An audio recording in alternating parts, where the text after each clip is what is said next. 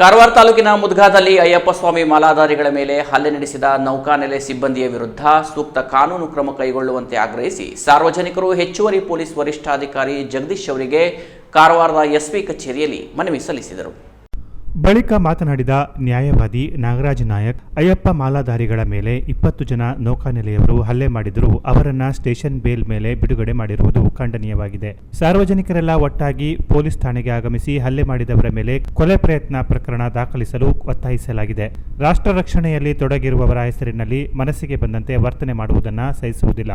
ಅಮಾಯಕರ ಮೇಲೆ ಪೊಲೀಸ್ ಇಲಾಖೆ ಪ್ರಕರಣ ದಾಖಲಿಸಿರುವುದು ಸರಿಯಲ್ಲ ಎಂದರು.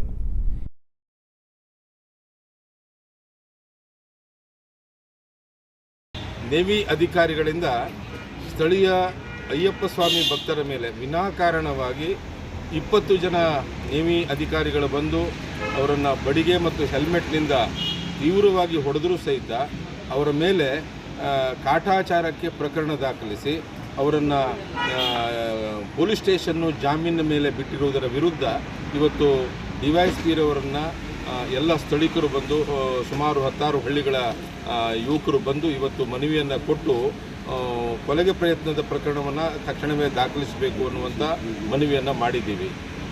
ದೊಣ್ಣೆಯನ್ನು ಹಿಡ್ಕೊಂಡು ಹೆಲ್ಮೆಟ್ನಲ್ಲಿ ತಂದು 20 ಜನ ಅತಿ ತೀವ್ರವಾಗಿ, ಅದರಲ್ಲೂ ಅಯ್ಯಪ್ಪ ಸ್ವಾಮಿ ಭಕ್ತರ ಮೇಲೆ ಧಾರ್ಮಿಕತೆಯನ್ನು ಆಚರಣೆಗಳನ್ನು ಮಾಡ್ತಾ ಇರುವಂಥ ಆ ಒಂದು ಭಕ್ತರ ಮೇಲೆ ಹೊಡೆದಿರುವುದು ತೀರಾ ಅಕ್ಷಮ್ಯ. ನೇವಿ, ರಾಷ್ಟ್ರ ರಕ್ಷಣೆ, ರಾಷ್ಟ್ರ ಇವುಗಳ ಬಗ್ಗೆಲ್ಲ ನಮಗೆ ತುಂಬ ಗೌರವವಿದೆ. ನೇವಿ ಅನ್ನುವಂಥ ಒಂದು ಡಿಪಾರ್ಟ್ಮೆಂಟಿನ ಬಗ್ಗೆ ಸಹಿತ ನಮಗೆ ತುಂಬ ಗೌರವವಿದೆ. ಆದರೆ ನೇವಿಯ ಹೆಸರಿನಲ್ಲಿ ತಾವು ನೇವಿ ಸೈನಿಕರು ಅಂತ ಹೇಳಿ ಏನೆಲ್ಲ ಮಾಡ್ತಾರೆ, ಯಾವಾಗೆಲ್ಲ ಆಟೋಟೋಪಗಳನ್ನು ಮಾಡ್ತಾರೆ ಅಂತ ಹೇಳಿದ್ರೆ ಕಾರವಾರ ಜನ ಅದನ್ನು ಸಹಿಸಲಿಕ್ಕಾಗುವುದಿಲ್ಲ. ಅದಕ್ಕೆ ಒಂದು ತಕ್ಕ ಪಾಠವನ್ನು ಮಾಡಬೇಕಾಗ್ತದೆ. ಇಷ್ಟಲ್ಲದೆ ಹೊಡೆತ ತಿಂದಂಥ ಈ ಅಯ್ಯಪ್ಪ ಸ್ವಾಮಿ ಭಕ್ತರ ಮೇಲೂ ಸಹಿತ ವಿನಾಕಾರಣವಾಗಿ ಅವರ ಮೇಲೆ ಪ್ರಕರಣ ದಾಖಲಿಸಿರುವುದು ನಮಗೆಲ್ಲ ಭಾಳ ಹುಬ್ಬೇರಿಸುವಂತೆ ಮಾಡಿದೆ. ಇದು ಅಮಾಯಕರ ಮೇಲೆ ಈಗ ನಾವು ಜಮೀನನ್ನು ಕಳ್ಕೊಂಡ್ವಿ, ಪರಿಹಾರ ಪೂರ್ತಿ ಇನ್ನೂ ಸಿಗಲಿಲ್ಲ, ಕೆಲವು ಸಿಗಬೇಕಾಗಿದೆ. ಸ್ಥಳೀಯರಿಗೆ ಉದ್ಯೋಗ ಸಿಗಬೇಕು ಅನ್ನುವಂಥ ಹೋರಾಟವನ್ನು ಮಾಡ್ತಾ ಇದ್ದೀವಿ, ನಿರುದ್ಯೋಗಿಗಳಾಗಿದ್ದೀವಿ. ಇದರ ಆಚೆಗೆ ಹೊರ ರಾಜ್ಯಗಳಿಂದ ಇಲ್ಲಿ ನೌಕರಿಗೆ ಬಂದು ಇವರು ಬಂದು ನಮ್ಮ ಮೇಲೆ ಆಕ್ಸಿಡೆಂಟ್ ಮಾಡಿದ್ದಲ್ಲದೆ ಮತ್ತೆ ಹಲ್ಲೆ ಮಾಡಿ ಪುನಃ ನಮ್ಮ ಮೇಲೆ ಪ್ರಕರಣ ದಾಖಲು ಮಾಡ್ತಾರೆ ಅಂತ ಹೇಳಿದ್ರೆ ಇದು ಅತಿಯಾಯಿತು ಅಂತ ಸ್ಥಳೀಯ ನಾಗರಿಕರಿಗೆ ಅನಿಸಿದೆ. ಪೊಲೀಸ್ ಹಿರಿಯ ಅಧಿಕಾರಿಗಳು ಅತ್ಯುತ್ತಮವಾಗಿ ಸ್ಪಂದಿಸಿದ್ದಾರೆ. ಅವರಿಗೆ ಗಡುವು ಕೊಟ್ಟಿದ್ದೀವಿ. ಆ ಗಡುವಿನೊಳಗೆ ಒಂದು ವೇಳೆ ಕೊಲೆ ಪ್ರಯತ್ನದ ಪ್ರಕರಣವನ್ನು ನೇವಿ ಅಧಿಕಾರಿಗಳ ಮೇಲೆ ದಾಖಲಿಸಲಿಲ್ಲ ಅಂತ ಹೇಳಿದ್ರೆ, ಅವ್ರನ್ನ ಬಂಧಿಸಲಿಲ್ಲ ಅಂತ ಹೇಳಿದ್ರೆ ಇಡೀ ಕಾರವಾರ ಯಾಕೆ ಇಡೀ ಕರಾವಳಿ ಎದ್ದು ನಿಲ್ಲುತ್ತದೆ.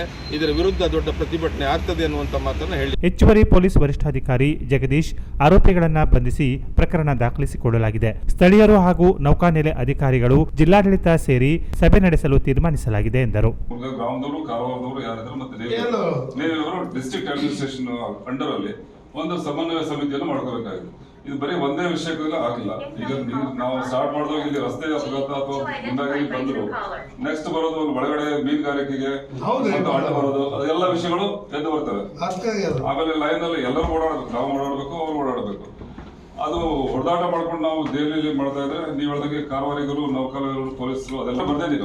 ನಾವು DC ಅವ್ರಿಗೆ ಬರ್ದಿದ್ದೀವಿ. ಸದ್ಯದಲ್ಲೇ ಒಂದು 3-4 days ಅಲ್ಲಿ SP ಅವರು ಅವರೆಲ್ಲ ನೇತೃತ್ವದಲ್ಲಿ ಒಂದು ನಿಮ್ಮನ್ನೆಲ್ಲ ಕರೆದು ಒಂದು ಸಭೆಯನ್ನು ಮಾಡ್ತೀವಿ. ಅದರಲ್ಲಿ ಎಲ್ಲಾ ಡಿಸ್ಕಷನ್ ಅವ್ರು ನೇವಿ ಅವ್ರ ಮುಂದೆ ಇಡುವ, ಅವ್ರದ್ದೇನು ಪ್ರಾಬ್ಲಮ್ ಅವ್ರು ಇಡ್ಲಿ, ಒಂದು ಸಮನ್ವಯ ಸಭೆಯನ್ನು ಮಾಡಿಕೊಂಡು ವಿಧಾನ ಪರಿಷತ್ ಸದಸ್ಯ ಗಣಪತಿ ಉಳ್ವೇಕರ್, ಪುರುಷೋತ್ತಮ ಗೌಡ, ಉಮಾಕಾಂತ್ ಹರಿಕಂತ್ರ, ಗಣಪತಿ ಮಾಂಗ್ರೆ ಮೊದಲಾದವರು ಇದ್ದರು. Canara plus news, Karwar.